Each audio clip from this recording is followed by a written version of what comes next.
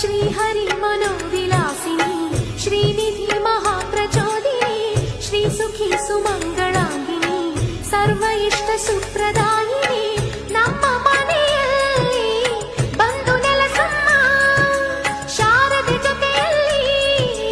ಹಾಡಿನಲ್ಲಿ ಅಮ್ಮ ಲಕ್ಷ್ಮೀ ಮಹಾಲಕ್ಷ್ಮಿ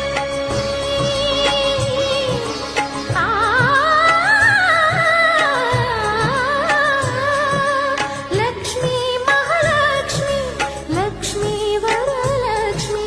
ಲಕ್ಷ್ಮೀ ಗೃಹಲಕ್ಷ್ಮಿ ನೀ ನಗುವಾಗಿ ನಗವಾಗಿ ಬಾರಮ್ಮ ಬಡವ